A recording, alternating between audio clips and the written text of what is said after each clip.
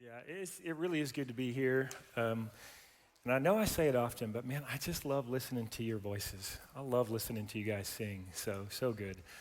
Well, part two of our very short series, Say Thank You, started at last week, just a two-part conversation. And the season of gratitude, so it just felt appropriate to kind of talk about that. So we've been talking about gratitude, but we're talking about gratitude just from a different perspective, kind of coming at it from a different angle. So rather than taking 2 weeks to talk about all the things that we could be and should be thankful for, we're kind of looking at the enemies of gratitude. What is it in our life that pushes gratitude out of our hearts and out of our spirits? Last week, we talked about a critical spirit. Like having that critical spirit, that spirit of complaining or criticism, is one of the surest ways to shove gratitude right out of your heart. This week, we're going to talk about something I think just as challenging. Let me tell you a story. The last church that I served at, I was the executive pastor at the church, and it's a larger church. Sunday attendance was somewhere between 800 and 900 on a Sunday. Sanctuary sat about 600 to 700 people, so kind of a bigger space. And our board meetings for that church was on Tuesday night. And so it was a Tuesday night, we were having our monthly board meeting, and often what we would do is, as the board members gathered, the first 5 or 10 minutes, we just took time to just catch up with each other. How was your week? How's your wife? How's your kids? What's new? What's going on? And one of the board members during this particular board meeting said, I just feel like I need to share something that happened this past Sunday with you all because I'm still just really bothered by it, is what she said. So she proceeded to tell us that she had gotten to a church just the previous Sunday, so just a couple of days prior to that, pretty early. They usually get there maybe 20, 15 minutes early, and they went and sat down. And they sat down in the section that they normally sit in, but she's like, we don't always sit in the same seat, but we try to sit in the same section because, we kind of know the people there. And so she sat down in their seat with her husband, and right in front of them was a brand new, or it was a couple that they had never seen before. Now again, larger church, pretty easy to miss people when there's 900 people coming and going.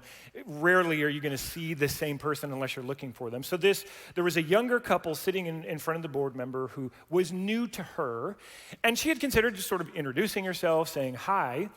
But while she was kind of working up in her head what she was going to say, an older couple from the church came up to the younger couple who was sitting in the seats. And she told us who the older couple was, and every board member immediately recognized them, the name, because they had been long-standing members of the church, been there for a really long time, so well-established, certainly somebody that everybody knew and recognized. And the older couple came up, and the board members back here, and the older couple said, hey, to the younger couple, hey, those are our seats, and we're gonna need you to move.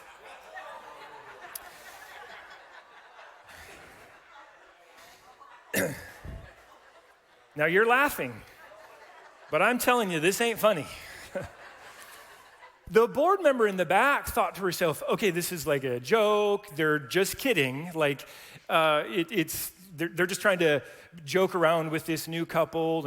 And I think that the younger couple thought the same thing, like, oh, they're not being serious. They're just trying to open the door of conversation with a joke. So they kind of played into it. And the younger couple said, oh, sorry, this is our first Sunday here. We didn't know that. And so it was indeed their very first Sunday in the church. They had never been with us before, their first experience. And again, they're still kind of thinking, it's a joke, but the older couple said, well, that's good to know, but those are our seats. We need you to find other seats. See, now you're not laughing.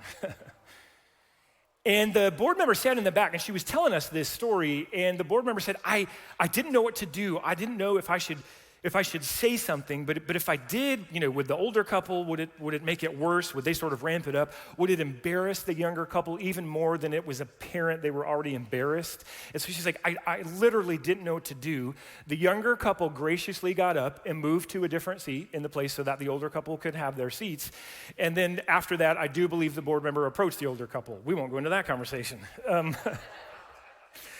But I just remember sitting there with the rest of the board members, and at first we were all just disappointed. There was just sort of an air of disappointment that made its way around the conference table, like, man, that is just disappointing that they would do that. What were they thinking? What was going on?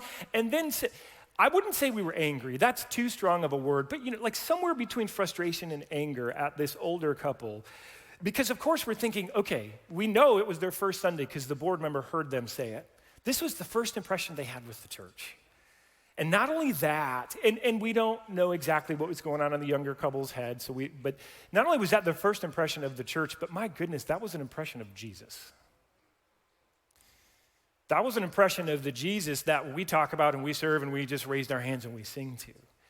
And you kind of got to ask yourself, what was that in that older couple? What leads to that kind of interaction and that kind of behavior? And here's what it is. It's entitlement.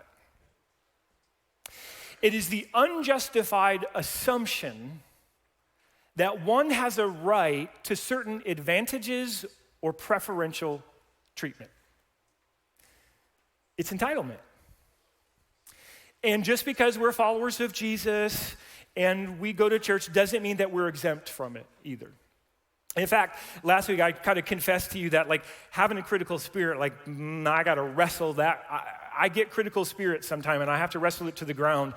I've got some red flags in my own life where I know I'm leaning towards entitlement and I have to look out for those red flags. I don't know, maybe you can relate, but I just tell you, for me, whenever I start expecting special treatment, I'm moving to a place of entitlement in my spirit. Anytime I feel like someone owes me, like they owe me a favor, they owe me a thank you, I did these things for them, I said these nice things about them, they at least owe me a whatever it is. And anytime I feel like I'm in this place where someone owes me something, anytime I'm in a place where I just have a general lack of gratitude, I'm not expressing it, and I can't seem to find gratefulness in my heart, I know I'm moving towards a place of entitlement. If I always make it about me, if the world just starts to center around me and my life, and my ego starts to shine, I'm moving towards entitlement. A refusal to serve. A refusal to, not just in the church, but like a refusal to serve my wife, a refusal to serve the people, relationships I have, friends that I have to find a way to serve people because somebody else should do it, somebody else could do it, I don't have time, and I'm busy. Sometimes we don't have time, but when it's just a refusal to serve because I think somebody else will do it or somebody else should do it, I just know I am more than likely moving to a place of entitlement in my spirit. And those are red flags that I have to watch out for. And entitlement will kill gratitude. It will just destroy it. And here's the thing, Jesus, of all places, Jesus had to deal with entitlement within his 12 disciples. You would think that the 12 closest people to Jesus who were in his inner circle wouldn't wrestle with this because they're with Jesus every day and Jesus is just getting all over them with his love and his compassion and what he's trying to teach. And yet the disciples themselves wrestled with it and Jesus had to deal with it in their spirits.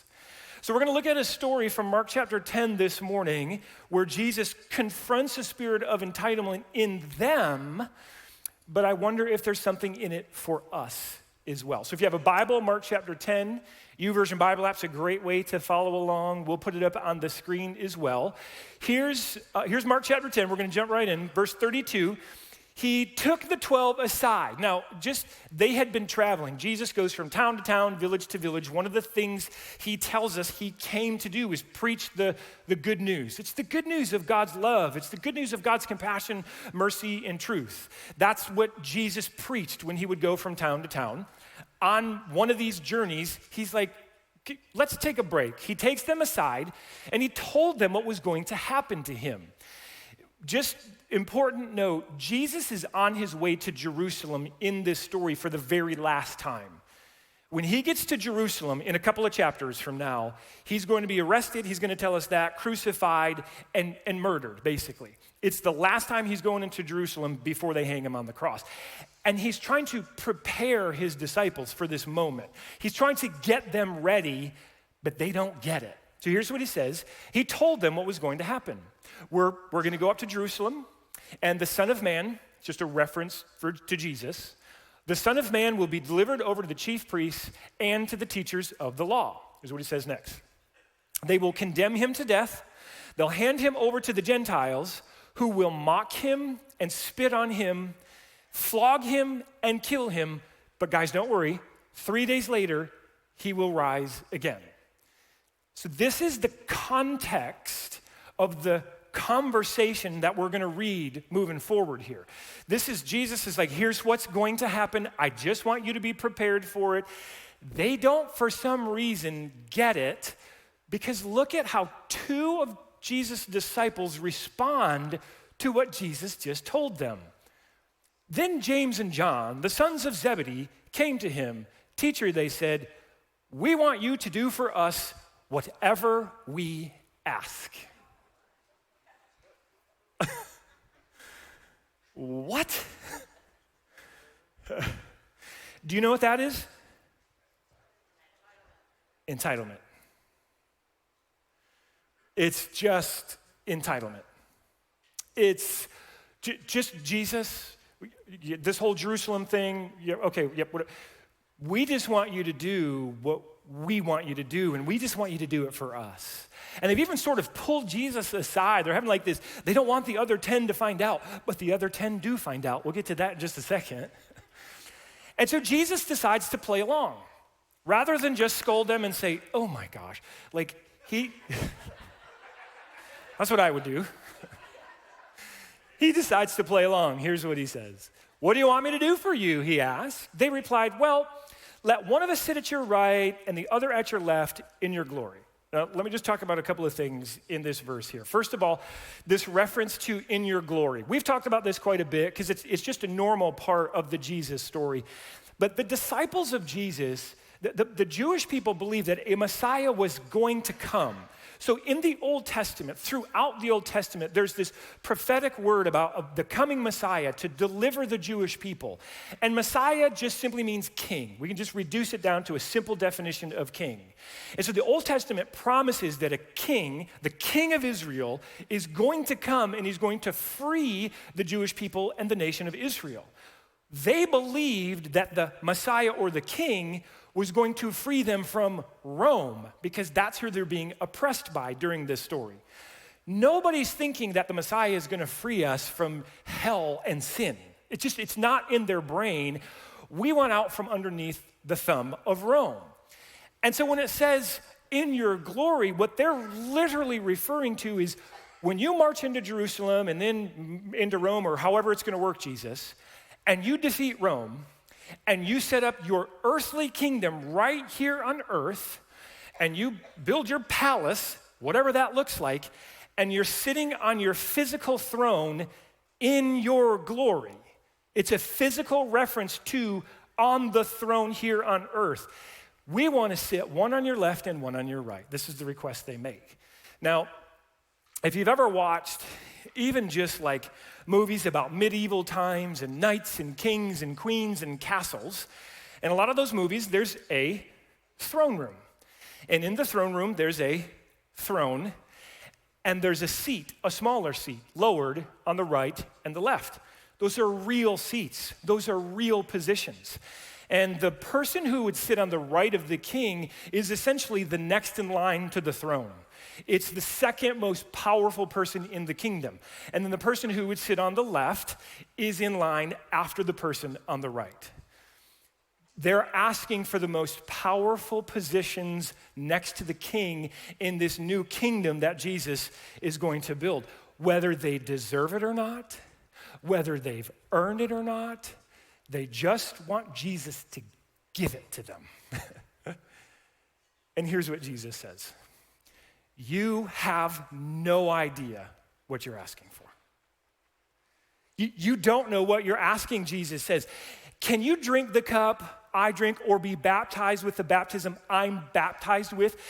The cup and the baptism that he's referring to are Old Testament references. In the Old Testament, the Hebrew language, which a lot of the Old Testament Bible is written in, is an image-driven language. In other words, there's a word and then what's an image we can give to the word to help people understand it. So in the Old Testament, the wrath of God is often referred to as a cup. God is going to pour out his wrath on the nations for the injustices of the nations. When Jesus is praying in the Garden of Gethsemane, one of the things he prays is, Lord, if there's any way for this cup, he says, to be passed from me, it's It's the image of God's wrath being poured on Jesus. The idea of baptism here is this: Jesus is saying, I'm about to be fully submersed into suffering and sorrow. And he looks at them and he says, can you drink that cup? Can you be baptized with what I'm about to be baptized with? And they're like, oh yeah, no problem, we can. Yeah, we can.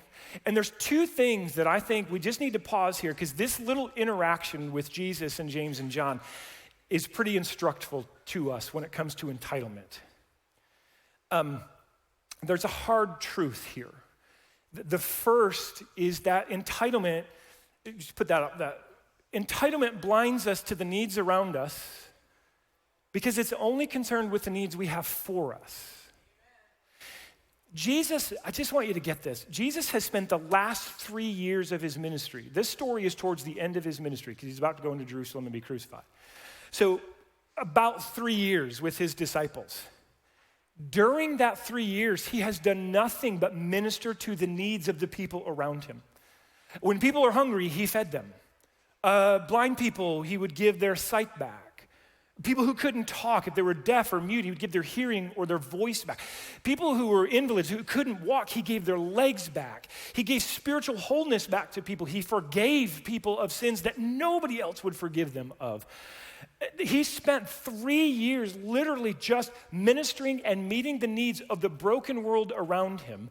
And we reach this point 3 years into it. And these two disciples still don't get it. They're not concerned with how can we continue, Jesus, to minister to the needs. How can we continue to get your story out there, the story of this good God that you talk about in heaven. They're so blind to that. The only thing they can think about is what they feel entitled to because they've been with Jesus for 3 years. And it blinds us to the needs around us because it only concerns us with the needs we have for us. And I think that's worth meditating on. But the other thing, remember, they were like, Jesus is like, okay, can you really drink this cup? This, again, it's wrath. Can you be baptized? Oh yeah, we can do it.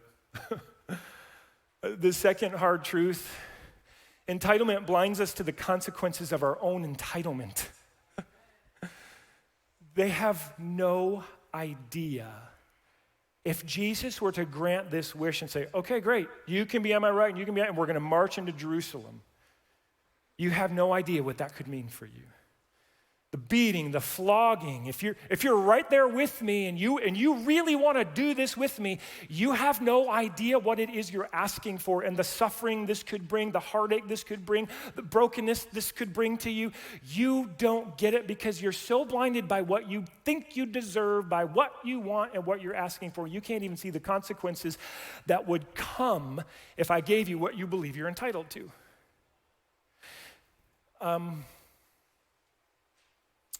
Here's what it looks like for us. A young couple wants married and they want the big home. But they want the really, really, really big, nice home in the really fancy, expensive neighborhood, and they want it right now, even though they can't afford it now. And they say something along the lines of, but why couldn't we have it now? Why shouldn't we have it now? The bank will give us the loan. Whether or not our budget actually tells us we can afford it, like the bank will give us the loan. Why shouldn't we have that now? And so they move into a home that's too big for them, that's too big of a payment for them, in a really expensive neighborhood where the taxes are way too high, and they come because they feel entitled to live in that home right now. Instead of buying a starter home that needs a little bit of paint and some elbow grease, and after a few years, you fix it up and you build equity, then you sell it and you take the equity and you invest in the next home and the next home, and you work your way up. There's a sense of entitlement perhaps in the young couple that says, we deserve it now. But 5, 6, 7 years into it, they cannot keep up with their payments and they're looking at bankruptcy because they've fallen so far behind. Their entitlement blinded them to the consequences. Dating relationships. We say, I just want to be happy, I deserve to be happy, and I deserve what I want. And it doesn't matter if I want to go from this gal to this gal or this guy to this guy, I deserve that happiness in my life. And there's this sense of entitlement about our own happiness. And then maybe 8 or 10 years down the road, our soul and our spirit is just filled with regret. And we ignore the consequences of that entitled spirit. Entitlement will strain your relationships. I mean, if you've ever met anybody like that just has an entitlement spirit, you don't have to, like, don't point, okay? But like,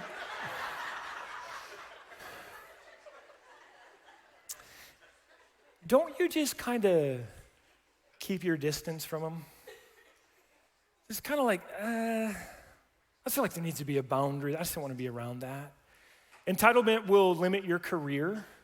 I worked at Chick-fil-A for several years as a training director. We would hire hundreds of people. We had a super strict hiring, like what we were looking for. And we wanted people who were servants, who were humble, sacrificial, flexible, all those things. And if we ever, like if we just sensed entitlement at all in anybody, no thanks. Not interested, because it'll affect the culture. And so we ignore entitlement in our own lives to our own detriment sometimes. And so here's what Jesus says. He's got these two guys. They're like, oh, yeah, no, we can do it. He says to them, all right, here's the deal. You will drink the cup I drink, and you will be baptized with the baptism I'm baptized with. What he was doing, this was a prophetic word over them. All of the disciples, except for a couple, ended up being martyred and killed for their faith later in the story. He's like, well, that's going to happen, just not the way you think. But to sit at my right or left is not for me to grant. These places belong to those for whom they have been prepared. And then the other 10 show up, and they're ticked. Here's what happens. When the 10 heard about this, there it is, they became indignant with James and John. Do you know why they're indignant? Because James and John got to Jesus first. That's it. They're just going, darn it. Those two yahoos got to Jesus before we did, so they could ask him the same thing we were going to ask him. The whole group of them has an entitled spirit. And so Jesus has to be this parent to his disciples, right? Which is part of what he did. He's raising up these followers, these disciples. He's like, okay, we got to have a little sit-down chat. So he gathers them all together. Jesus calls them together and said, you know, listen, you guys, you know that there are those who are regarded as rulers of the Gentiles, and they love to lord their authority over them, and their high officials exercise their authority over them. There's all these entitled people who have all of this power, they have all of this prestige, they have all of this honor, and they love to use all of that over their subjects, over the people in their towns that they rule over. They're using their own sense of entitlement against people. This is what he's saying here. Pay close attention to what Jesus says next. Not so with you.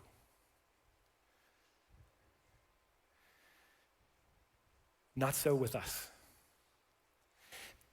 Instead, and this is where the turn comes in our story. See, there's this tension in the beginning where Jesus is with these disciples, and you're kind of like, why do these guys, they've been with Jesus for all this, why do they have this entitled spirit? And so you're trying to figure this out, like how could they be around Jesus, but yet they have this spirit? There's the tension, and now Jesus is going to turn the story and say, listen, instead of living with the spirit of entitlement, instead of believing you're owed something or you deserve something or you just want power so that you can use it over other people, he said, instead of that, whoever wants to become great among you must be your servant, and whoever wants to be first must be slave of all. I want to summarize what I think this chunk, this verse, these two verses are saying to us. I think this is what Jesus is saying to us here. There's simply no place for entitlement in a walk with Jesus. There's just no place for it, personally or corporately. personally in our own personal walk with Jesus Christ, no place for entitlement, but corporately as a church, there's no room for it either. I was reading a book. I read books, but there's a guy by the name of Tom Rainier. He studies like church history, he studies church culture. His passion is helping churches thrive and grow. He wrote a book several years ago called Simple Church. That was, if you're a church person, it was a big deal. He also wrote a really, really small book just called I Am a Church Member. Teeny little book, 40 pages, sold over 1.5 million copies because it resonated so deeply with a lot of church leaders, but also just with church members. And in the book, one of the things he talks about is he's researching and studying churches that decline and those that are being revitalized, and what's one of the differences. And one of the biggest differences is in declining churches, there's a spirit of entitlement. In revitalized, rising churches, that doesn't exist. The spirit of entitlement does not exist. And he talks about the 6 common entitlement spirits that are found in churches that are in decline. And listen, I'm not reading these because I looked at them and I thought, oh, this is us. That's not why I'm reading it.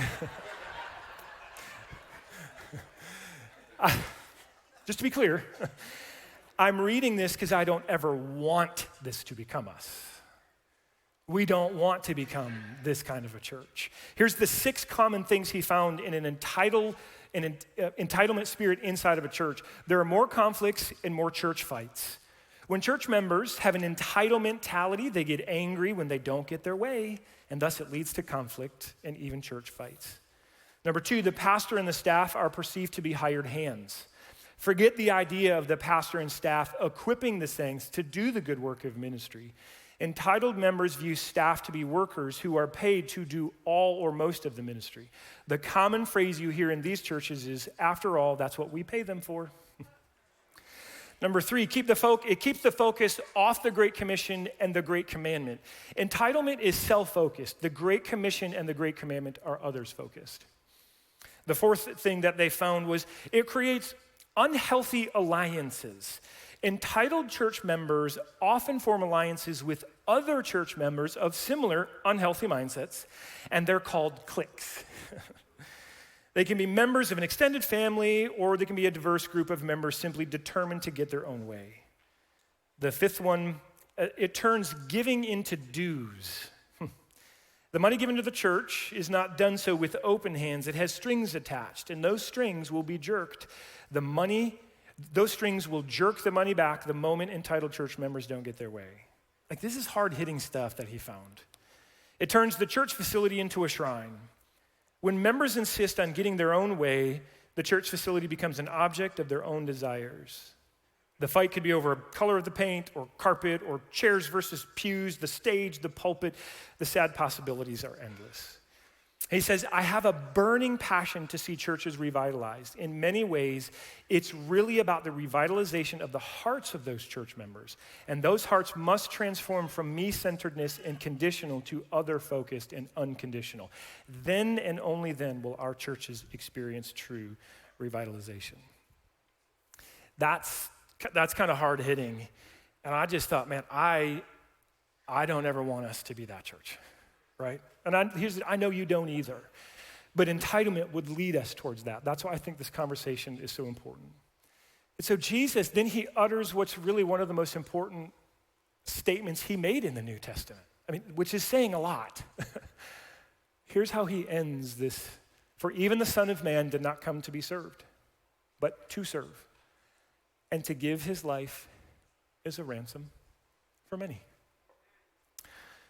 So Jesus teaches his disciples, he has this conversation with them about serving, and that serving is one of the ways that we push back against the entitlement mentality.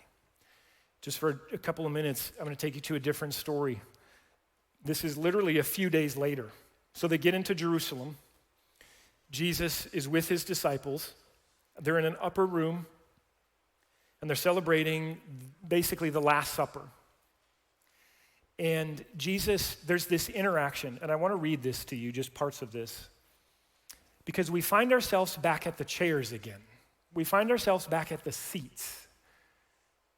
we start with this couple in the church that I used to work in. They're just like, give me those are my seats. Then we have James and John going, well, we want those seats. We want the seats on the right and the left. And here we find ourselves right back to a couple of seats. This time it's in an upper room. It's the Last Supper. We won't put them up on the screen. I'm just going to read it to you. It was just before the Passover. This is John chapter 13. Jesus knew that the hour had come, right? So what he was telling his disciples about beaten and flogged and drinking the cup, it's here. The hour has come for him to leave this world and go to the Father. Having loved his own who were in the world, he loved them to the end. The evening meal was in progress. This is the Passover meal. And the devil had already prompted Judas, the son of Simon Iscariot, to betray Jesus. Now, I want to pause for just a second. In Jewish culture, the table that they would have been sitting at would have been kind of like a U-shaped table, right? Not just a long table. So if you've seen the famous painting of the Last Supper, they're all sitting lined up. Historically inaccurate. It's a lovely painting, though. It would have been a U-shaped table. And Jesus would have been sitting at the head of the table. That would have been his seat. Obviously, Jesus would be seated at the head of the table. Now, to the right of Jesus, we know is John. The same John that asked for the seat on the right. He finds himself sitting at the right side of Jesus. So who do you think's on his left? You want it to be James, don't you? Just for the richness of this story. But it's not. It's Judas.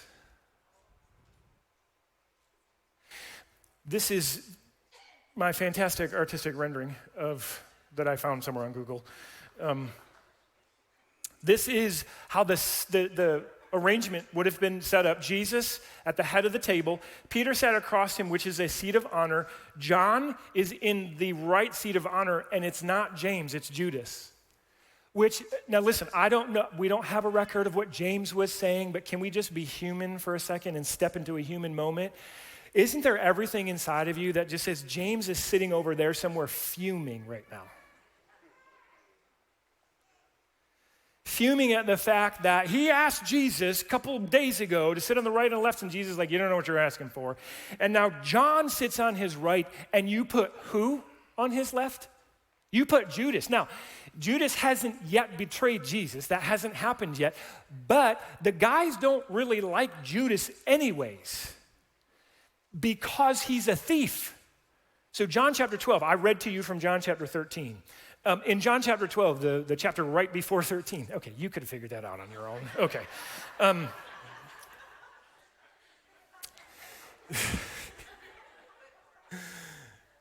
John tells us that Judas was the accountant or the bookkeeper.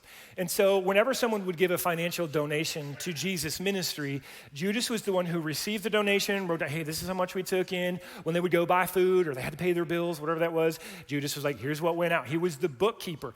And in John chapter 12, John tells us that every once in a while, Judas used to dip his hand into the money bag and take it out for his own personal gain. He's a thief. And he's sitting here in a seat of honor. And friends, I think one of the most, if we're not careful, not only can a sense of entitlement mess up like your marriage and your friendships and your relationships, but it will poison your faith as well. A sense of entitlement as a follower of Jesus will poison your faith, because if I were James and I were sitting there, I'm just telling you, I would be looking at Judas and going, he does not deserve to be sitting there, I do.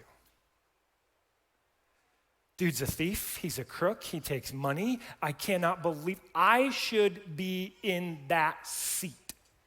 That should be my seat.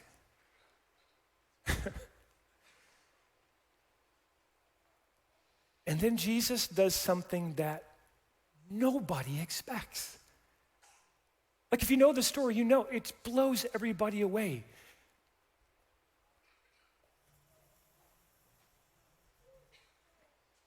He moves his seat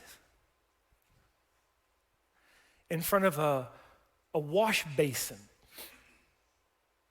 John tells us that he takes off his outer garment. It would have been a rabbinical robe. As a rabbi, he would have had a special robe, so you'd know he was a rabbi. He takes that off. He's got kind of like a long t-shirt on underneath and wraps a towel around his waist. And then one by one, he begins to wash the disciples' feet. This is the story of Jesus washing his disciples' feet.